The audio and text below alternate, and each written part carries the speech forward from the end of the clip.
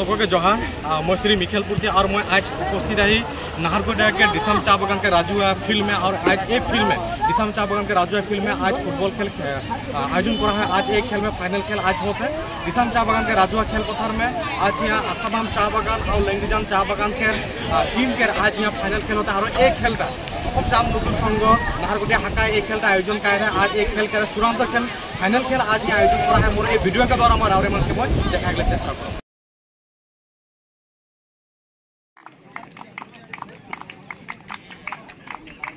खिलाड़ी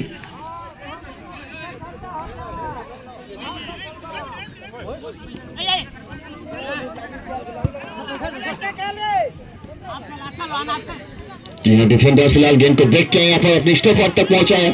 उन्होंने जी चंदन तक पहुंचाया गेंद को। साथ देख के भूमिका फिलहाल आज निभा रहे हैं चंदन। देख के गेंद को हेडर के साथ पास देने की प्रयास और चिंटू अच्छी टर्न बैक यहाँ पर जिंटू के द्वारा दो खिलाड़ियों को चकराते हुए गेंद अपने साथी तक पहुंचाया।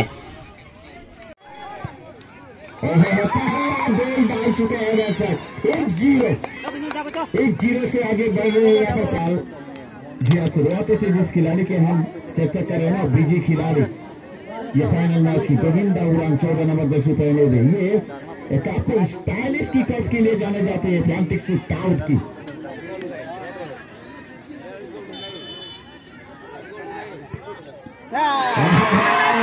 प्राक्तन केंद्रीय मंत्री पवन सिंह घाटुआ डांगरिया, प्राक्तन विधायक कुसुम्बर टायरा गगৈ डांगरिया, दिसाम चाह बागिचा परिचालक सञ्चालक सञ्जय पाठक डांगरिया, नाहरगोड़ा शाखा एसीएमएसर सभापति अभिराम कुमार डांगरिया, एसीएमएसर सम्पादक बलराम तारी डांगरियाके प्रमुख करी उपस्थित एसीएमएसर सकलो বিষয়ববীয়া স্থানীয় ৰাইজ আৰু আমাৰ মাজত উপস্থিত ইণ্ডিয়ান ফুটবল টিমত খেলা তথা অসমৰ ফুটবলৰ গৌৰৱ ISLৰ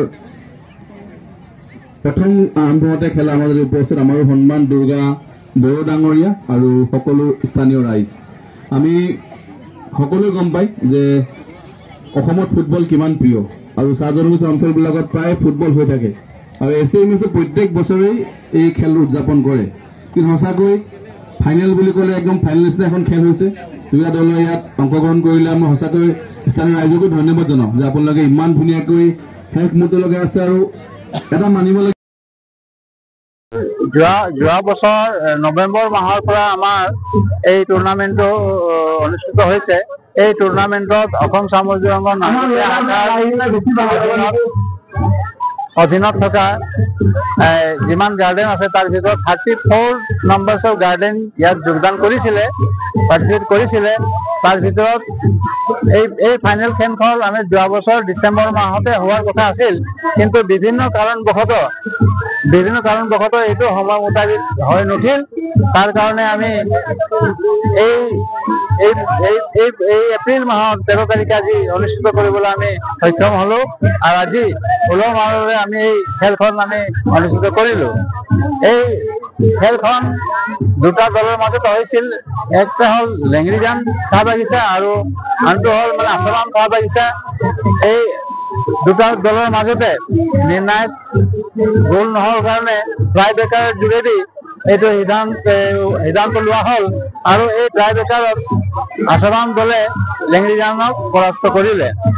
এতিয়া এই আমাৰ খেলটো প্ৰতি বছৰে আমি পাতো, আমাৰ অসম সামুদ্ৰিক সংঘৰ নাহৰগোড়া শাখাৰ অধীনত প্ৰতি বছৰে আমি পাতো আৰু আগন্তুক দিনতো আমি এই খেলবিলাক পাতি যাম। আমাৰ ইয়াৰ এটাই উদ্দেশ্য আছে যে অসমৰ চাহ বাগিচাসমূহত আমাৰ যিবিলাক খেলুৱৈ প্ৰতিভা আছে, খেলুৱৈসকল আছে, তেওঁলোকৰ যিটো প্ৰতিভা বিকাশত এই খেল অনুষ্ঠিত কৰিলে তেওঁলোকে নিজৰ প্ৰতিভা বিকাশ কৰিবৰ কাৰণে এটা সুযোগ পায়। তাৰ কাৰণে আমাৰ এই প্ৰচেষ্টা আৰু এই প্ৰচেষ্টাত আমি অকল আমাৰ অসম সামুদ্ৰিক সংঘৰ প্ৰচেষ্টা নহয়, ইয়াত বিভিন্ন দলৰ যেনেকা আমাৰ মাজত যি চাহ বাগিচা আছে সেই চাহ বাগিচাৰ কৰ্তৃপক্ষবিলাকেও আমাক সহায় সহযোগ কৰে আৰু আমাৰ মাজত যিবিলাক ছাত্ৰ সংগঠন আছে সেই ছাত্ৰ সংগঠন বিলাকেও আমাক ইয়াত সহায় সহযোগ কৰে। গতিকে চবৰে সহযোগত আমি এই খেলটো আমাৰ SCMSৰ উদ্যোগত আমি পাতো আৰু যাৰ কাৰণে আমি আজি অতদিনে আমি সাকসেস হৈ আছো। আজিও বহুত ডাঙৰ সাকসেস এটা পালো আৰু ভৱিষ্যতেও আমি এনেকুৱা খেল আয়োজন কৰি যাম আৰু আমাৰ ল'ৰা ছোৱালীৰ যি বিকাশ আছে, খেলুৱৈৰ যি বিকাশ আছে সেই বিকাশটো আমি আগত লৈ যাবলৈ আমি মনস্থ কৰিছো।